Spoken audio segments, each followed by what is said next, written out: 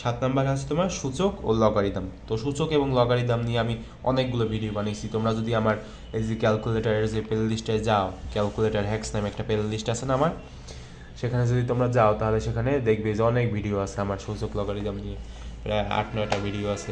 তো সেখানে আমি অনেক কিছু বলছি। তো এখানে জাস্ট একটু বেসিক শিখিয়ে দেবো, এখানে তোমাদেরকে দেখাই তো এটা কীভাবে কনভার্ট করবা, ঠিক আছে। তো এটা একটু দেখিয়ে দিই। তো দেখো কী করবা, প্রথমে শিফটে প্রেস করবা, এরপর হচ্ছে এই যে রুট ওভার যে বাটনটা আছে না, এখানে প্রেস করবা। তো এটা হচ্ছে তোমার 5 এখানে উপরে, আর নিচে আছে তোমার 32। তো দেখো কত আসছে, 2 আসছে। আবার এটা একটু দেখাই তোমাদেরকে, ঘনমূল 64 শিফটে প্রেস করে এরপর এখানে প্রেস করবা। তো প্রেস করলাম, প্রেস করার পরে উপরে দেবো 3 আর নিচে আসছে তোমার 64। তো এর ঘনমূলটা হবে তোমার 4 গেল।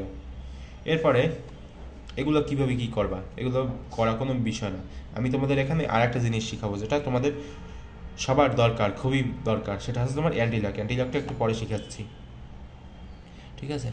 তো এখানে লক 2 মানে বেস আছে তোমার লক 2, আর এখানে তোমার লক 2, এগুলো আনা কোনো ব্যাপার না। এগুলো হচ্ছে তোমরা এই যে ক্যালকুলেটারের এই বাটনটায় প্রেস করবো তাহলেই এসে যাবে লক 2, আর উপরে হচ্ছে তোমার 8। দেখো কত আসে 3।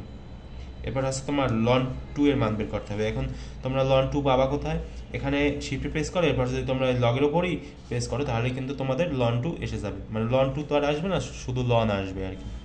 তো 2 ব্র্যাকেট দিতেও পারো বা নাও দিতে পারো, সমস্যা আসবে কি 0.69 বা 3 যাই হোক। এরপর হচ্ছে লন 10।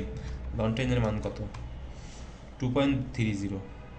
2.30, আচ্ছা। এরপর আছে তোমার e⁵ তো এটা কিভাবে দিবা, এই যে দেখো 8 এর উপর ই আছে না, ই তো আছে। তো এখন শিফট প্রেস করে এখানে প্রেস করবা। এখন পাওয়ার আছে কত, 5। তো 5 এর উপর প্রেস করলাম, তো গেল, ভালো কথা। এখন দেখো কত আসে, 148.41, ঠিক আছে। তো এরকমভাবে এগুলো আনা যাবে। এখন আমরা সবচেয়ে গুরুত্বপূর্ণ যে জিনিসটা দেখবো সেটা হচ্ছে অ্যান্টিলক।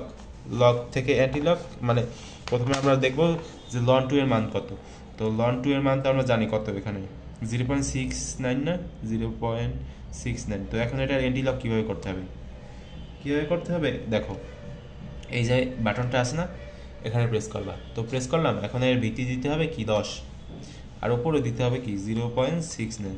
তো দেখো এর যে উত্তরটা আসবে সেটা হচ্ছে তোমার 4.89, ঠিক আছে।